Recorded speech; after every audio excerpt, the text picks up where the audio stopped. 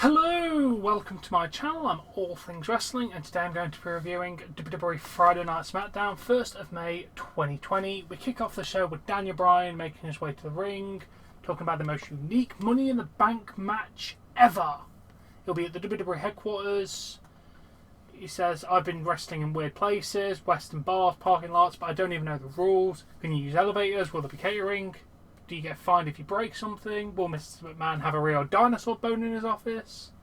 It's the whole opportunity of a lifetime. He talks about Drew Gulak should have had a perfect moment in his career, but Baron Corbin and his cronies mess with that. Baron comes down, blabbers on about random shit, and then they have a match.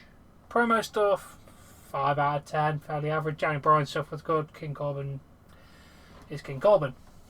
The match went way too long in my opinion and ended with Corbin grabbing the ladder and throwing it at Bryan for disqualification.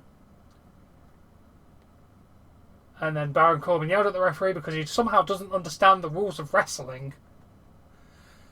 Corbin brings a ladder, goes for the end of days. Bryan escapes, put the bow lock on Corbin on the ladder. Nakamura and Cesaro run down, beat down Bryan.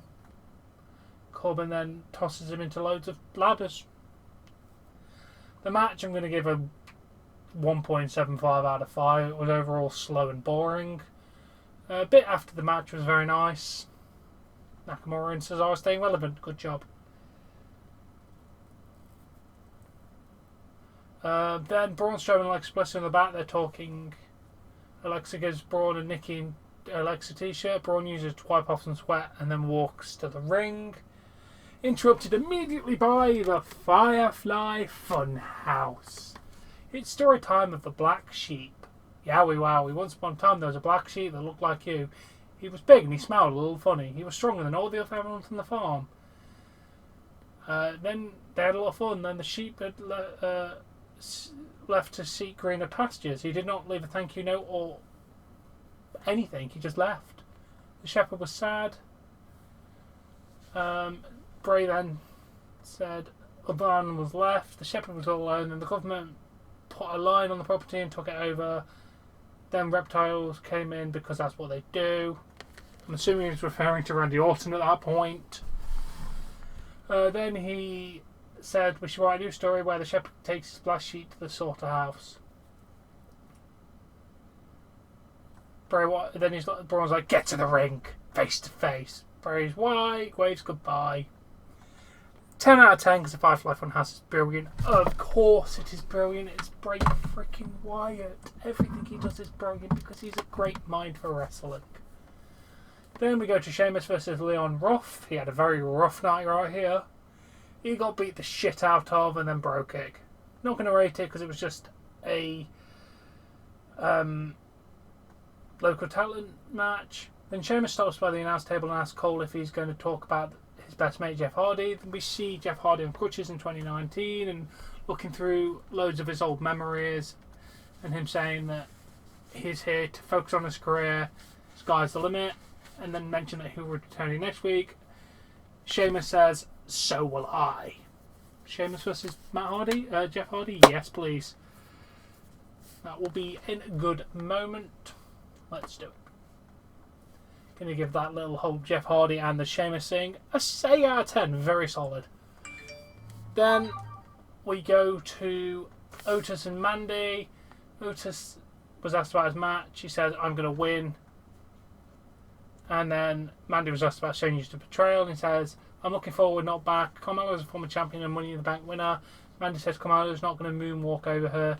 The risk is worth the reward. She then kisses Otis and says she's got it. But does she have it? Check out this ad break. And after that, you'll find out, did Mandy have it? Now we're just going to talk about it now. There might have been an ad break there. I don't know. I don't provide them YouTube buttons on automatically. Sonya Deville magically comes down, of course. Mandy gets distracted. Carmella was a super kick for a 3 count. After the match, Sonya destroys the hell out of Mandy. Going to give the match a 2.25 out of 5. Going to give the overall attack after 9 out of 10. Very, very good. I'm liking where they're leading with this whole Mandy and Sonya thing as well. We are expecting a breakup and they're doing it very well in my opinion. Then Mandy is getting checked in the back. Otis checks on Mandy. Mandy says it's okay. Otis leaves, sees Dolph Ziggler. He asks if Mandy's okay, and you just kind of...